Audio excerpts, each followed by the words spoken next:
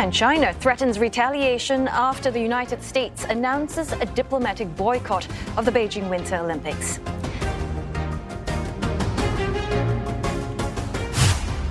And for a closer look, we are joined now by Dr. Chong Ja Ian, Associate Professor of Political Science at the National University of Singapore. Now, Dr. Chong, we know that Japan and Australia are mulling over this, but do you think those countries, as well as others, are pressured to take a stand now that Washington has? So I'm sure Washington is trying to persuade them, and these governments with themselves, I think, have some reason to show some sort of displeasure towards what has been Beijing's excesses on human rights, behavior that sort of violates human rights. So, it wouldn't be surprising, but I think it depends on how these governments see the potential for escalation to be. So if it's something that they can absorb, probably they'll do it. But if not, they may just make other sorts of statements. Yeah. Well, Dr. Chong, this is a diplomatic boycott. So in principle, the U.S. government could stop its athletes, its government officials and its spectators from going to the Winter Olympics. But it has just stopped its official delegation. So if it's just the government delegation, what's the impact of a boycott of this nature? So it's basically symbolic. It stakes out a position that Washington is unhappy with Beijing's behavior. It's not substantive in the sense of creating pain, but it does sort of put a damper on a lot of the image building around the Olympics, especially since for the PRC, the Olympics is one of these premier sort of venues in which they sort of can showcase their success and how far they've gone. So this sort of slight, while they have tried to downplay it, seems to sting a little bit, and that's the point, right? To sting a little bit, but not to go overboard. Now, China has used some pretty strong words, and they've, of course, threatened unspecified countermeasures. How do you see retaliation taking shape, especially if Beijing perceives that, they have lost face? I imagine they wouldn't take that too well.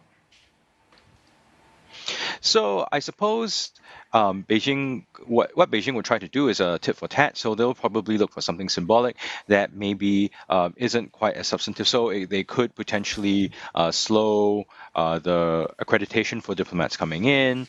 They could potentially slow some of the accreditation of journalists. I mean, in the summit, after the Xi-Biden summit, what they said was they'll allow journalists back in. They could sort of slow that process in order to show their displeasure, but they would be cognizant of the fact that the U.S. is being quite restrained and keeping things symbolic, so they are likely to do the same on the PRC side.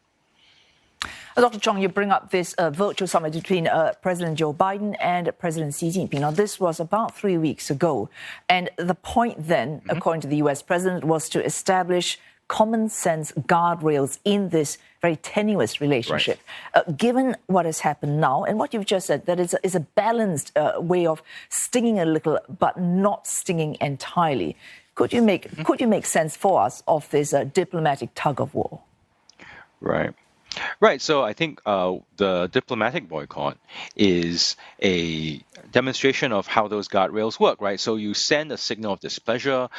Maybe you make the other side look a little bit bad, but substantively it doesn't change anything, right? So U.S. athletes are still going to be participating. There won't be these empty slots in the games. So in that sense, the substance is still going to be there, but the signal is going to be sent. And I suppose that's the point, right, of the summit, that they will still continue to compete. They will still continue to show displeasure to each other, but they will try not to let things escalate out of control. Also, Dr. Chong, politicizing sport is not new, but it seems like it has become more pointed. WTA, for instance, suspended the tournaments over Peng Shuai's safety. So do you see sports being used more and more as a political leverage?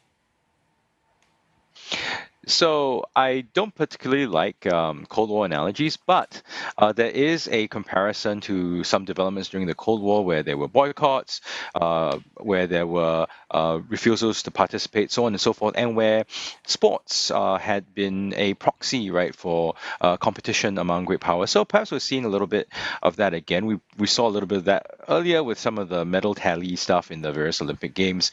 But, as long as it's about sending signals and not about something that could escalate into potential danger or conflict, I'm actually all right with that, because states do need channels to send signals, and I suppose sports is one way where it's visible, it creates a clear message, but it doesn't really endanger anybody.